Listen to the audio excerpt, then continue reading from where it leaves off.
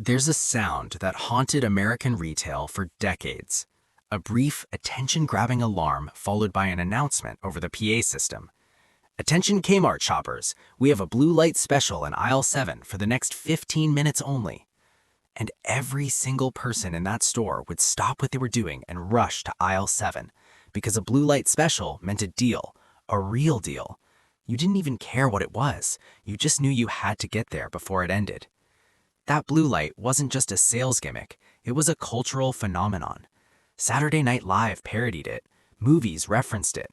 If you grew up in America between 1965 and 1990, you knew exactly what a blue light special was. It was excitement, it was urgency. Kmart made shopping feel like a game, and for a long time, they won. At its peak in the early 1990s, Kmart had over 2,300 stores. They employed 375,000 people. They generated $37 billion in revenue. They were bigger than Target. And here's the part that hurts the most. Bigger than Walmart. Yes, there was a time when Kmart was bigger than Walmart, when Kmart was the king of discount retail, when Walmart was the upstart trying to catch up. Today, in the entire United States of America, there is one Kmart left. One. A single store in Miami, Florida. That's it. 2,300 stores became one, and the company that invented modern discount retail became a punchline, a warning taught in every business school in America. This is the story of how Kmart had every advantage and still lost everything. Let's go back to 1962. On March 1st, 1962, Sam Walton opens the first Walmart in Rogers, Arkansas. On the same day, S.S. Kresge Company opens the first Kmart in Garden City, Michigan. 2 months later, Target opens its first store. 3 discount retailers, 3 different visions, all starting in the same year, and for the first 3 decades, Kmart is winning. The parent company, S.S. Kresge, had been around since 1899. They knew retail. They understood supply chains. When they launched Kmart, they had resources that Walmart could only dream of. They expanded fast. By 1977, Kmart had nearly 2,300 stores. Walmart had only 250. Kmart was so dominant that the company changed its name to Kmart Corporation. The discount chain had become more important than everything else. And Kmart innovated. They pioneered the concept of putting everything under one roof.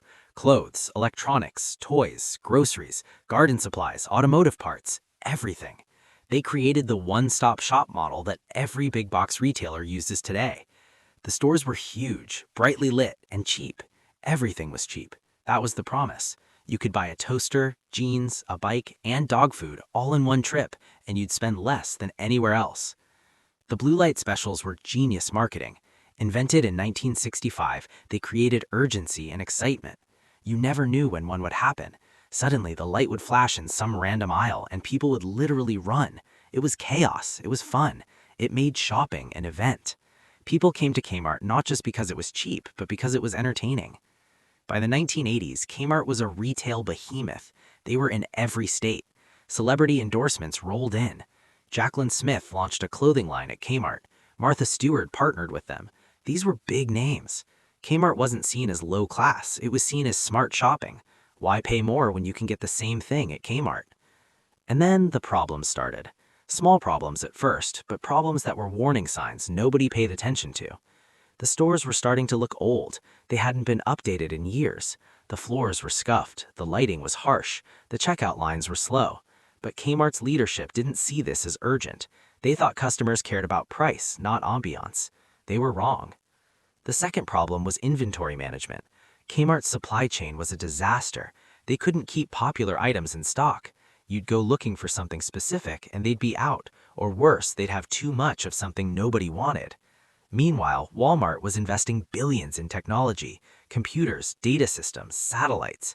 Walmart knew exactly what was selling in every store in real time. They could restock efficiently. Kmart was still using pen and paper. The third problem was leadership. Kmart went through a rolling door of CEOs in the 1990s and 2000s. Each one had a different strategy. They wanted to be Walmart on price, but also Target on style, but also a grocery store, but also an electronics retailer. They lost their identity. Meanwhile, Walmart was laser-focused. They knew exactly what they were, the the lowest-priced retailer in America. Everything they did supported that goal. By 1990, Walmart's revenue surpassed Kmart's. The student had become the master. Instead of fixing their core business, Kmart started flailing. They bought Sports Authority, they bought Walden Books, they bought Payless drugstores. They were trying to diversify, but they were spreading themselves too thin. Their stores were still outdated, their supply chain was still a mess, but instead of addressing those problems, they were buying bookstores and sporting goods chains. And then, in 1995, Kmart made one of the most baffling decisions in retail history. They spent $2 billion to buy Borders, OfficeMax, and Sports Authority. At the same time, they closed 250 Kmart stores. Think about that. They were closing their profitable core business to invest in side ventures. It made no sense. Analysts were baffled, investors were furious. By the late 1990s, Kmart was in serious trouble. Walmart was dominating on price, Target was dominating on style, and Kmart was stuck in the middle, doing nothing particularly well. Their stores looked like they hadn't been updated since 1975. Shopping at Kmart stopped being fun, it became depressing. Then came Charles Conaway. In 2000, Kmart hired him as CEO. He came from CVS and promised to modernize everything. He launched a massive marketing campaign. The stuff of life, the slogan went. But behind the scenes, things were collapsing. Conaway was spending money Kmart didn't have. He expanded into groceries. He renovated stores without fixing underlying problems. The debt kept growing. By 2001, the company was in a death spiral. On January 22, 2002, Kmart filed for Chapter 11 bankruptcy. It was the largest retail bankruptcy in American history at the time. $11 billion in debt. 283 stores closed immediately. Thousands of employees were laid off. The Kmart brand, once a symbol of American retail dominance, became a symbol of failure. Charles Conaway resigned with a severance package. The workers who dedicated their lives to Kmart got nothing. Kmart emerged from bankruptcy in 2003. They closed more stores, they sold off assets, they limped along. And then in 2005, something strange happened. A hedge fund manager named Eddie Lampert engineered a merger between Kmart and Sears, two struggling companies combining to create one mega struggling company. It was like tying two anchors together and hoping they'd float. Eddie Lampert became CEO of the merged company, and if you thought previous leadership was bad, Lampert was on another level. He had no retail experience. He ran the company like a financial spreadsheet. He cut costs everywhere. He stopped investing in stores. He stopped advertising.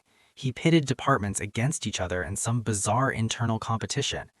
Employees were miserable, stores were falling apart, and Lampert kept taking money out to pay himself and his hedge fund. Under Lampert's leadership, Kmart didn't just decline, it was actively dismantled. Stores closed by the hundreds. The best real estate was sold off. Going to Kmart in the 2010s felt post-apocalyptic. Empty shelves, flickering lights, broken floor tiles. One or two employees looking as lost as the customers. It was retail horror. By 2018, Sears Holdings filed for bankruptcy again. More stores closed. By 2020, there were fewer than 20 Kmarts. Then the pandemic hit. More closures. By 2022, there were 3 stores. 3 in the entire United States. And then 2 more closed, leaving just one. One single Kmart in Miami, Florida. The last Kmart in America. It's become a tourist destination. People drive hours to visit it, to take photos, to walk the aisles of a store that used to be everywhere and is now nowhere. The last survivor of a retail empire. So what happened?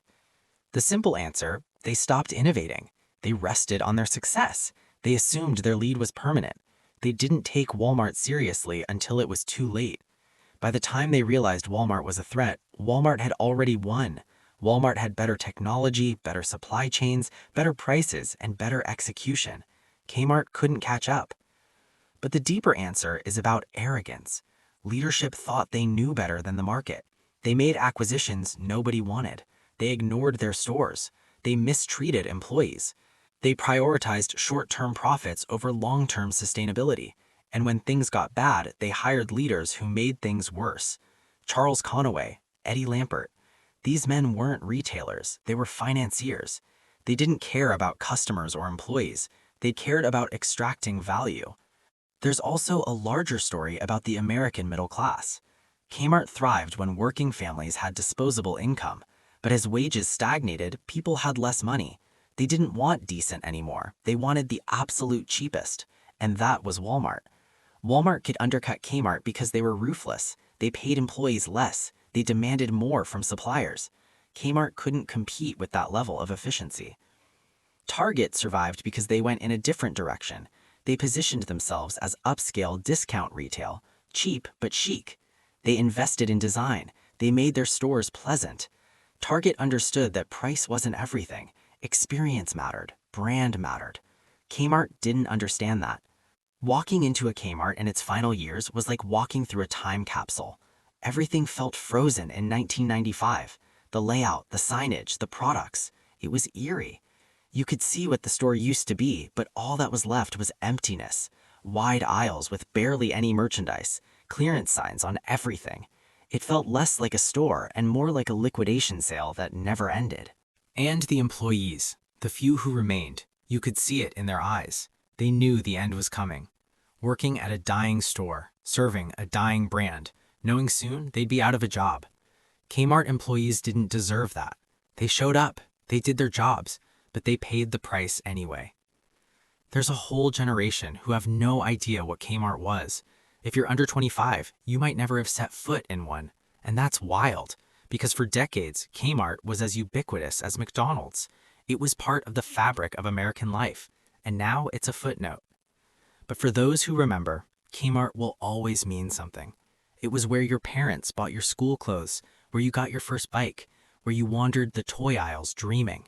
It was fluorescent lights and polished floors and that distinctive smell, popcorn from the snack bar, cleaning products, and something indefinable.